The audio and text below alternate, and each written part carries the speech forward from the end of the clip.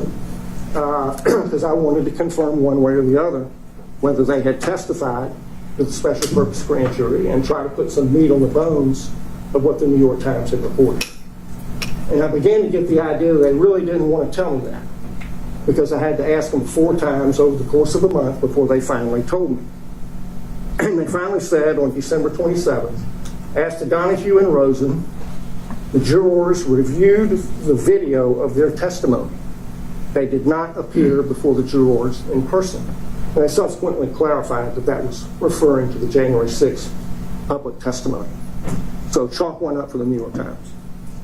It confirmed, or it seems to confirm, that the TUI request was denied. That supports the inference that it would also have been denied for trial testimony. And that might also be the case for other DOJ witnesses, such as Ken Klukowski.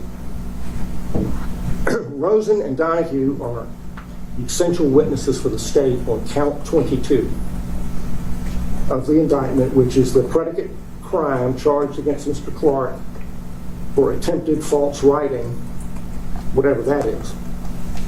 If the state cannot get their testimony because the TUI request was denied, the state will not be able to prove their case on that charge and maybe count 1 as well. Knowing that, of course, would be helpful to us, materially affect the outcome of the case. So we're entitled to it. The correspondence is not privileged, so we're asking you to order that. So let me talk for just a second about what if it was granted versus if it was denied. If it was granted, the privileges are still reserved, often. They might have reserved for executive privilege, law enforcement privilege, and classified information. Those would be very significant points for our case, for our defense, because we are asserting all of those privileges as part of our defense. The conduct alleged against Mr. Clark relates to discussions that he had, or allegedly had, with the number 1 and number 2 officials at the Department of Justice about whether and to what extent to assert Article 2 law enforcement authorities.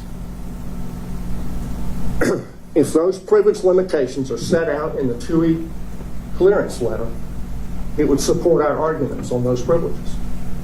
And the same is true for any reservation with respect to national security information.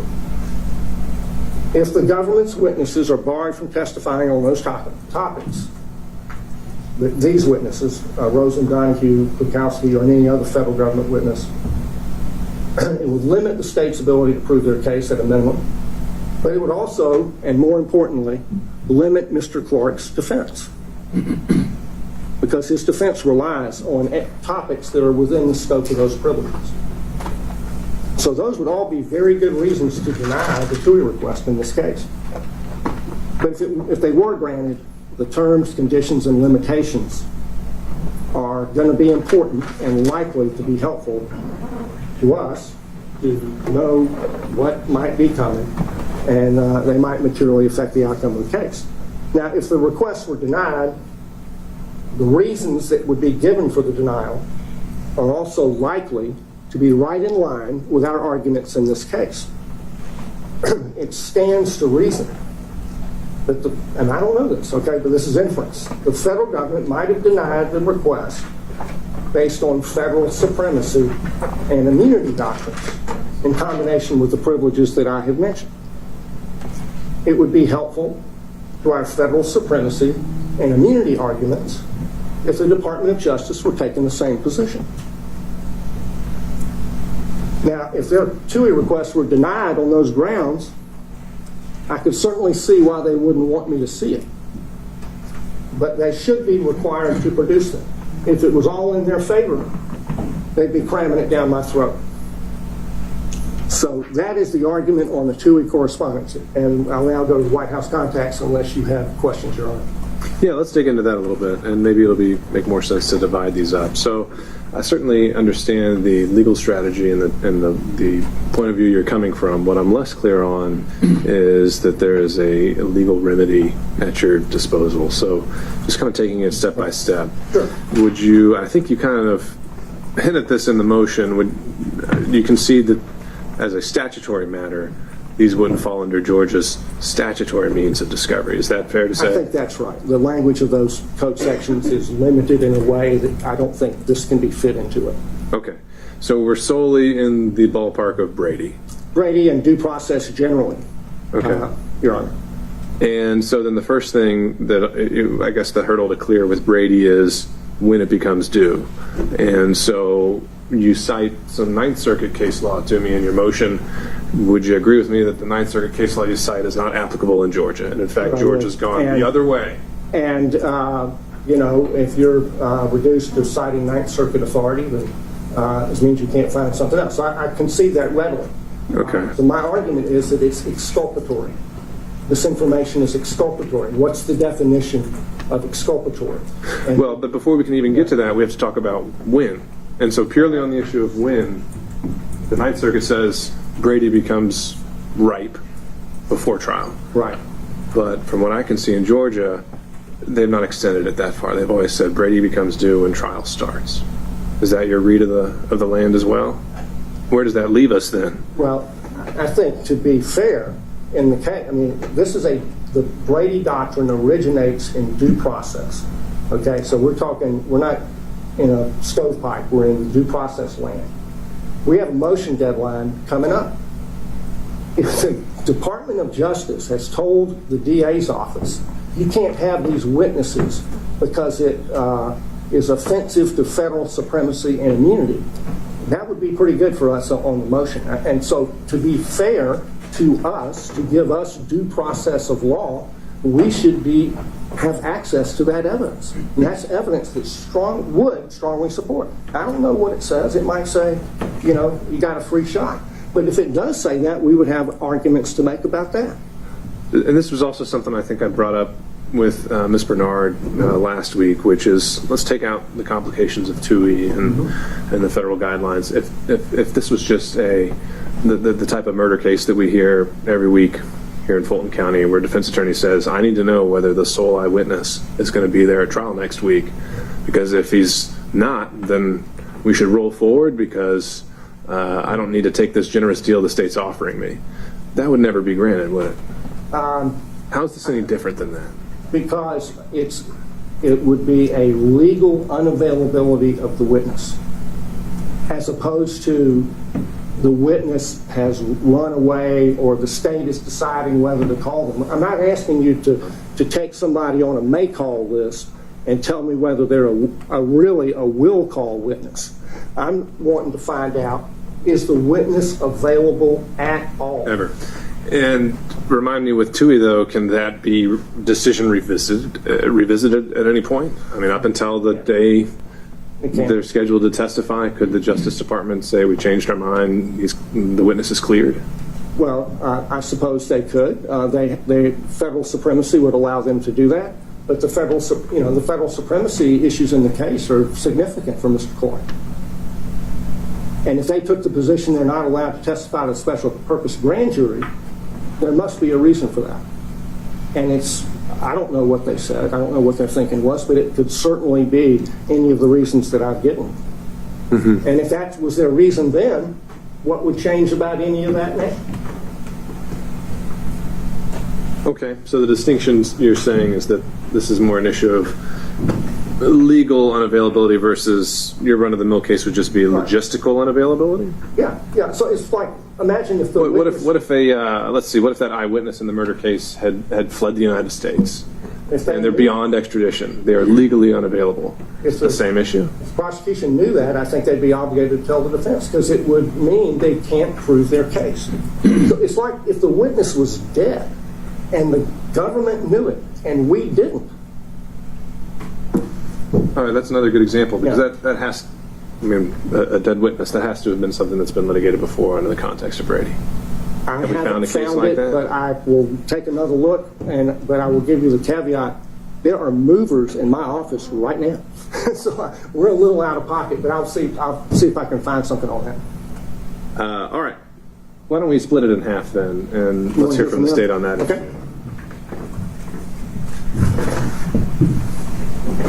All right, Ms. Brady. Sure. With respect to the DOJ 2 request, Those were communications about logistics and procedure.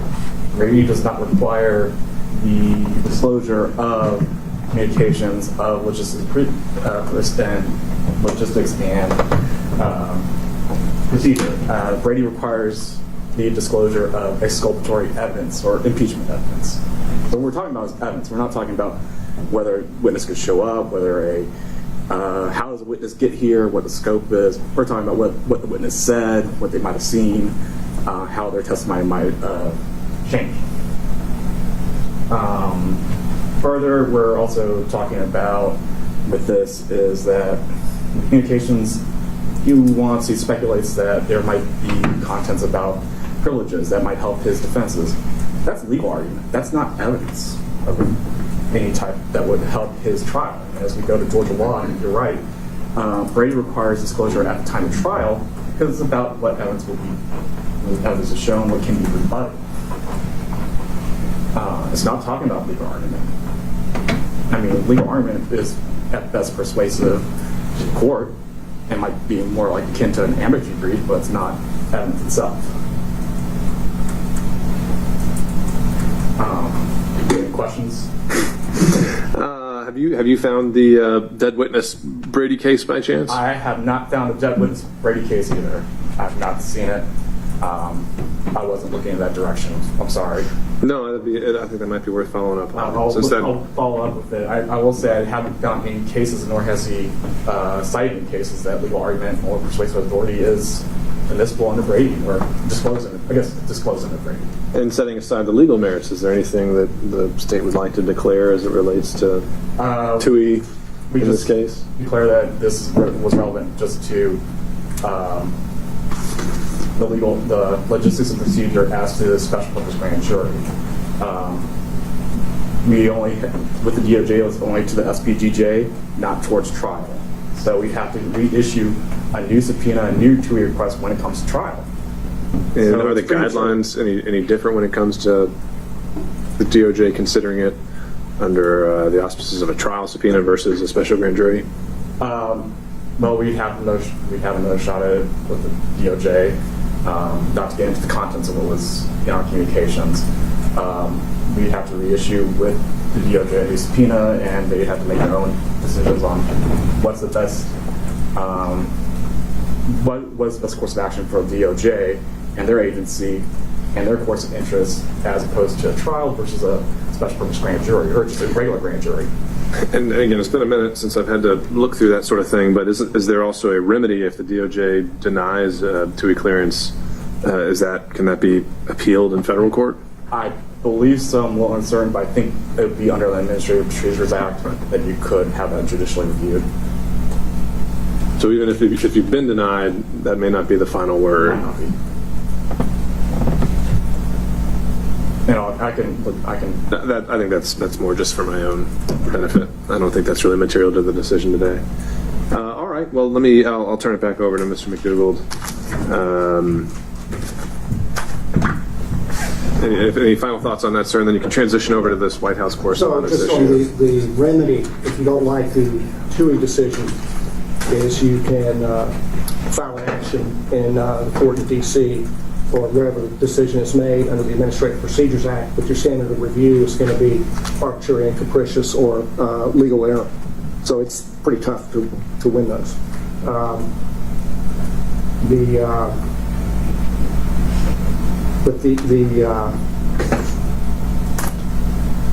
It sounds like they haven't made a request for trial.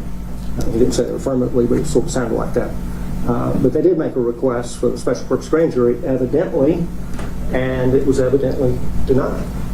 So that is very likely to have meaningful information for our case. And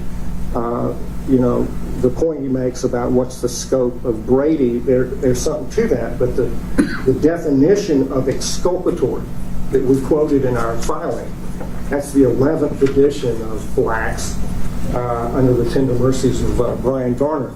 But the definition was when the evidence may be material to the outcome of the case.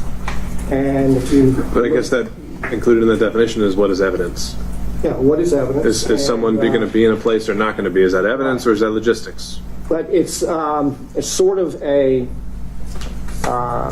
phenomenology problem. Here it goes to the absence of evidence, which is an evidentiary point. And if the state knows that it will not have sufficient evidence to prove the case against Mr. Clark, we ought to be entitled to know that now instead of being put through the agony of all this, being indicted and publicly, subjected to public ridicule the way that. Well, I guess that'd be the other question I could have asked Mr. Bernick here is you mentioned count 22, and can you even be so confident that the state can't prove its case without these witnesses? Are there other hearsay exceptions? Are there other aspects of this? And RICO being so broad, is count 22 even necessary to prove count 1? Well, those become less certain as you go down the line, but to prove that it's a false writing. I mean, look, this is not a new story. We're litigating the exact same theory in Mr. Clark's bar case, where he's charged with attempted dishonesty. And the explicit argument is that Rosen and Donahue said that the things in this letter were not so, and they would not agree to the letter. They were against it. They hated the letter. Okay, fine. Well, who is going to put on testimony of what they said to Mr. Clark? It's them. It's them. It's not anybody else. And so if they can't put them up, that they can't prove that. And that's assuming and crediting that attempted false writing is a viable legal theory. But does it have to be proven false with their opinion? Couldn't it just be proven false by other evidence? Even if they believed it or disapproved of it or thought it was not in the best interest. Is that they told him. That's the linchpin of the attempted falsity. Because the indictment alleges in count 22 that he went back to them after having been told. So the having been told part is essential to the proof in this case, as it is essential in the proof of the bar case. The bar case, they provided more detail on how they expect the evidence to unfold than the state has, but that's how it's going to roll. Okay. All right, so let's talk about your part 2, Yes, sir. White House communications. Right. So we know that there were contacts between the White House and the prosecution team because Mr. Wade's billing records that were filed into the Mike Roman motions show a conference of White House counsel on May 22nd of 22, and another conference at the White House, I believe, in November 18th of 22, which brackets more or less the work of the special purpose grant. They were impaneled on May 2nd of 22, and I think they heard their last testimony right around that November time frame. The reason that matters, Your Honor, is the obvious political dimensions of the case.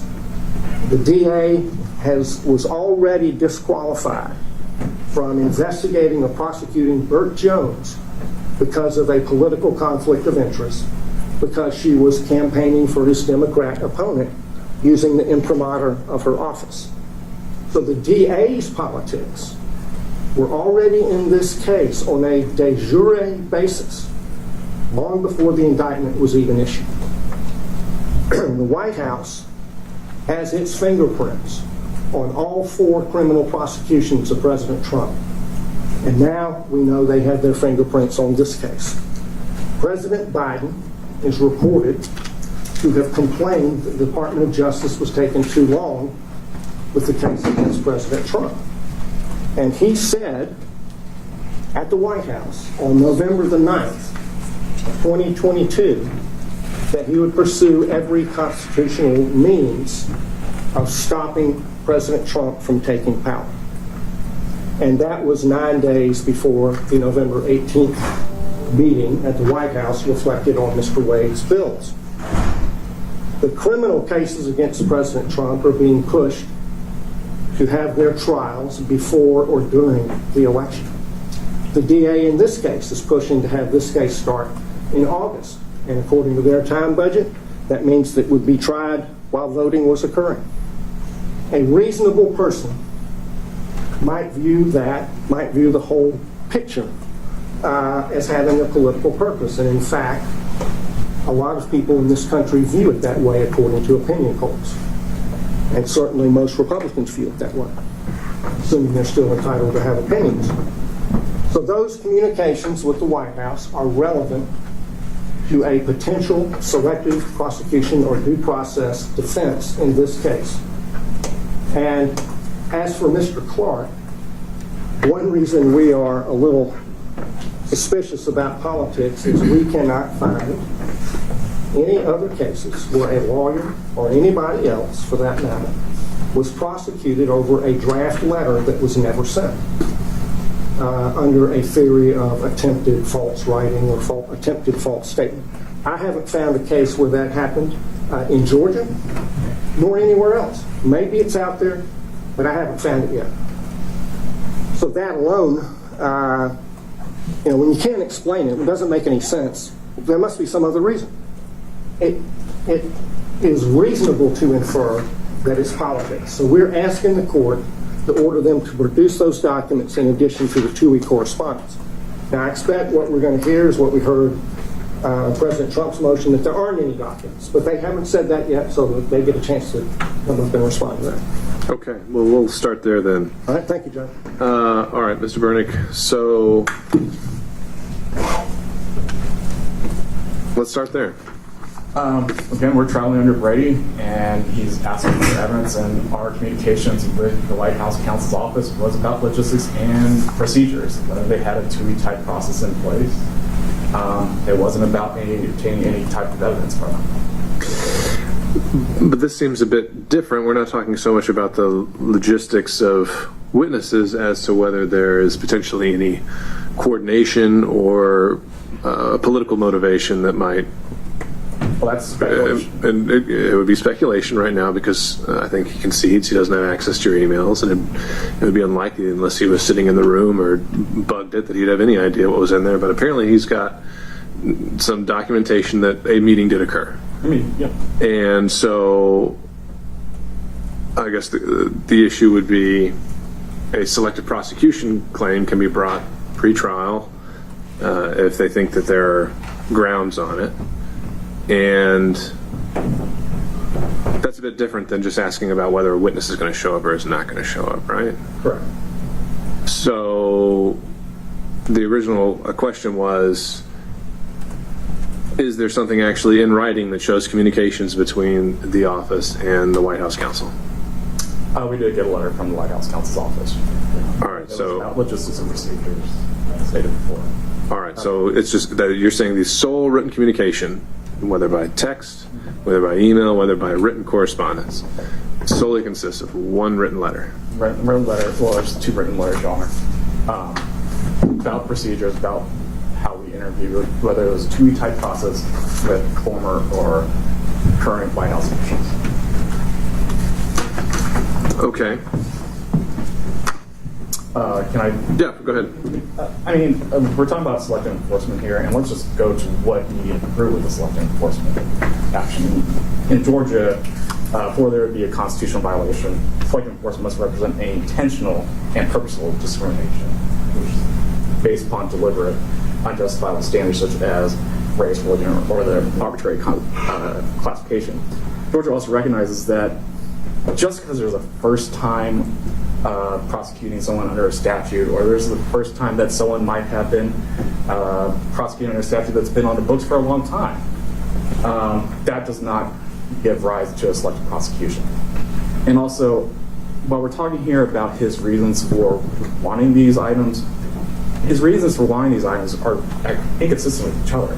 On one hand, he's talking about us talking to the White House counsel's office, them aiding us and having a selective prosecution and directing us towards a prosecution. On the other hand, we're talking about DOJ hampering us and not letting us prosecute the people that they told us to go prosecute.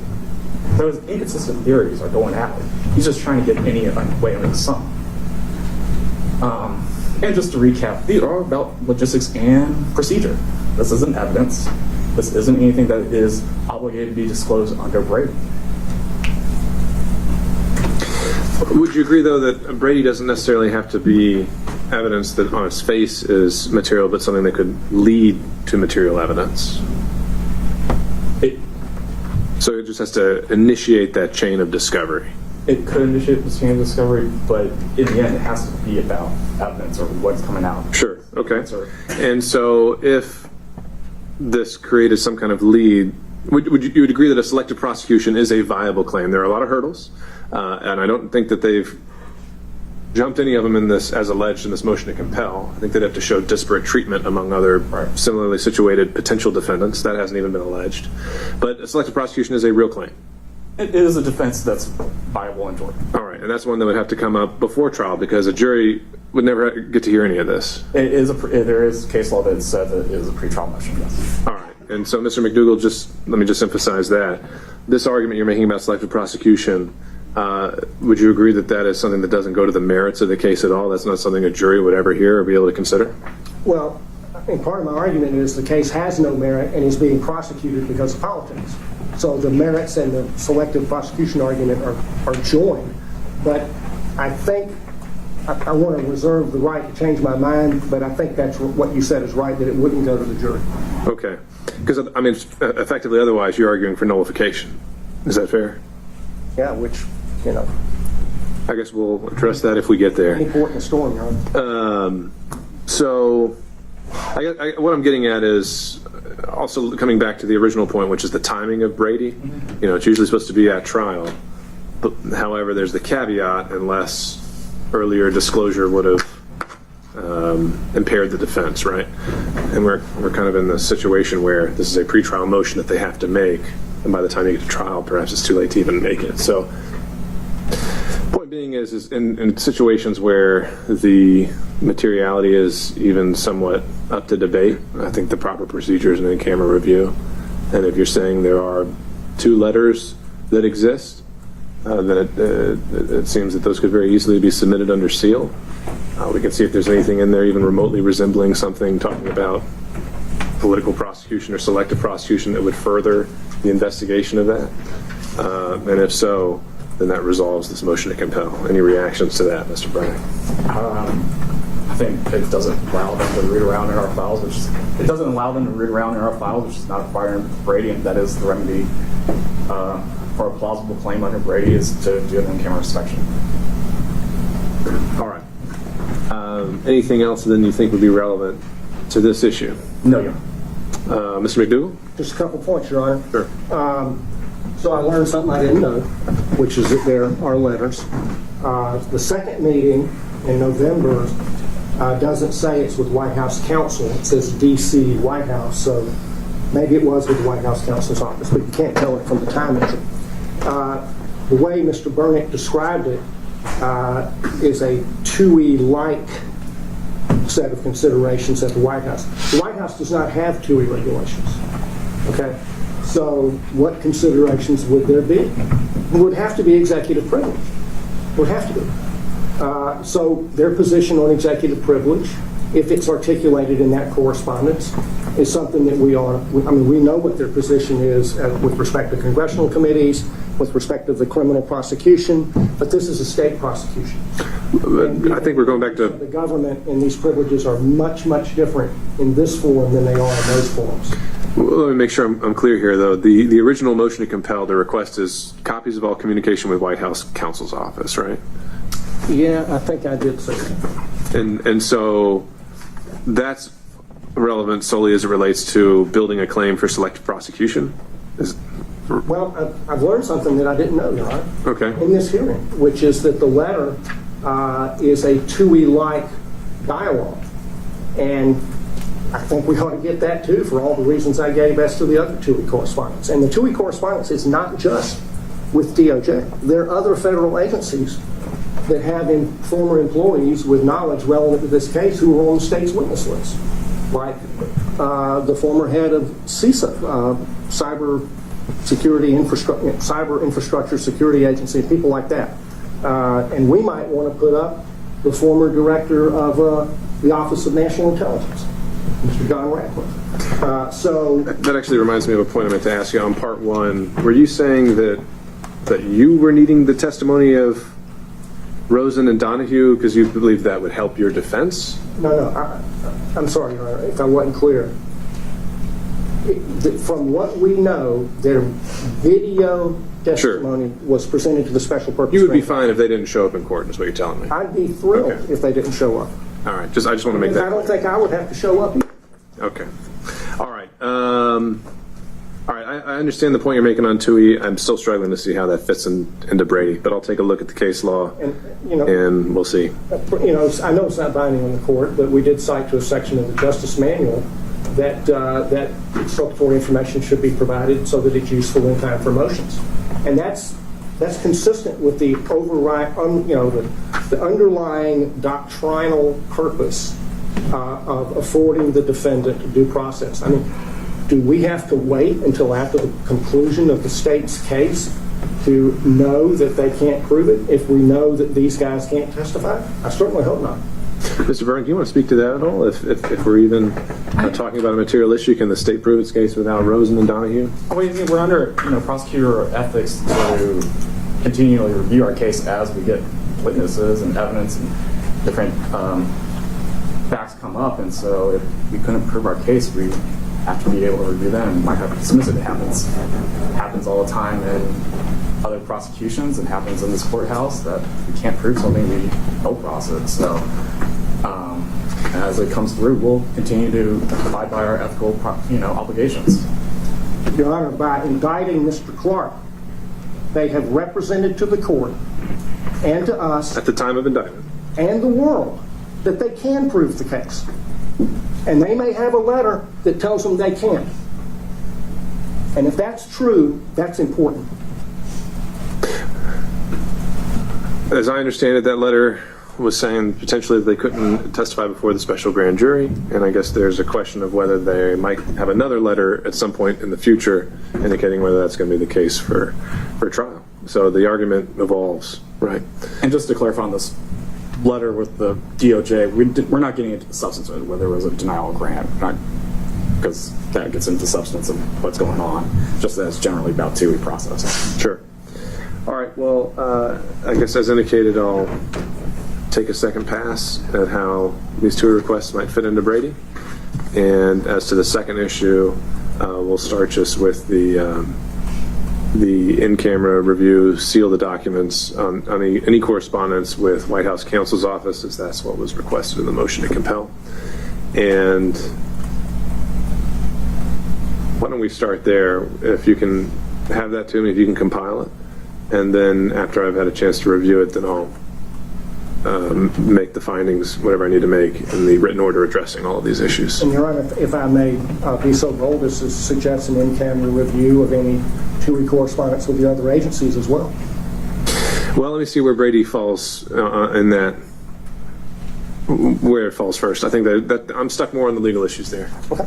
All right. All right, Judge. And we'll go from there. Anything else then on this motion to compel? No, but Otherwise- we might approach the bench to discuss the motion that I filed earlier this week with a request to file under seal. Sure, that's fine. We can do that. Before we do that, just we can wrap it up though if there's nothing else. Well, when do you want the correspondence to you filed under seal? I mean, how long do you think it'll take you to compile it? Oh. If it's two pieces of paper. Those 2 pieces of paper, if you want them. Yeah, that shouldn't take that long. I'll be here tomorrow too. Okay. And I think you can just do that, a physical copy in an envelope, and let's say COB by the end of the week, all right? Yes. Okay. If there's nothing else, then we'll be off the record. All right, thank you.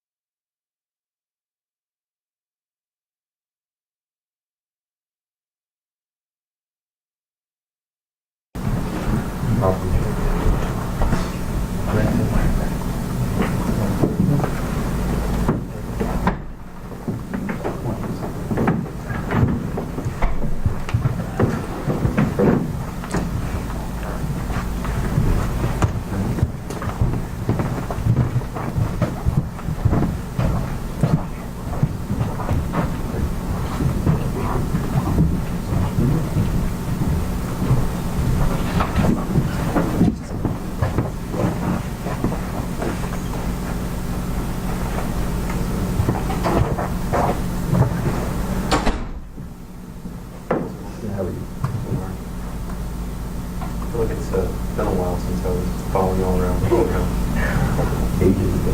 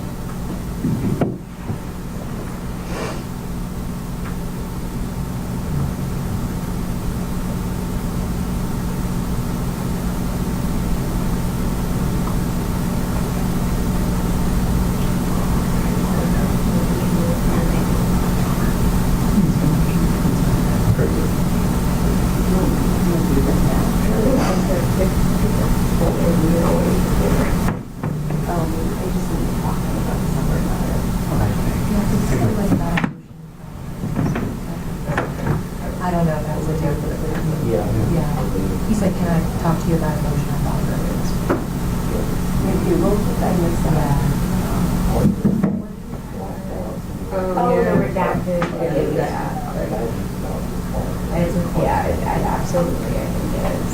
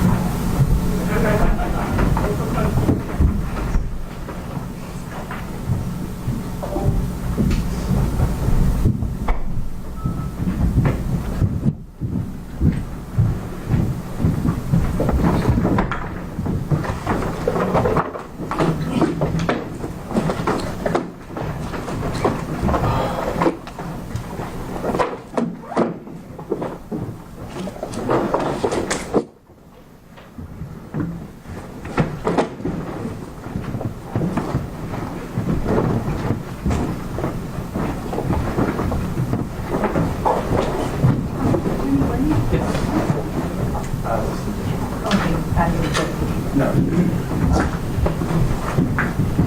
Anything else? No, thank you.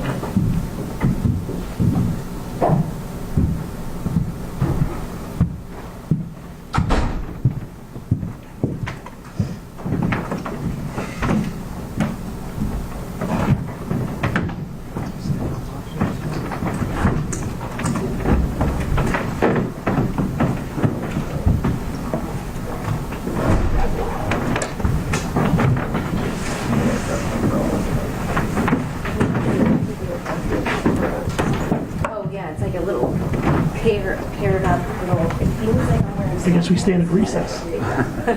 Thanks, Sarah. Thanks. I'll be outside. Thanks, Evan.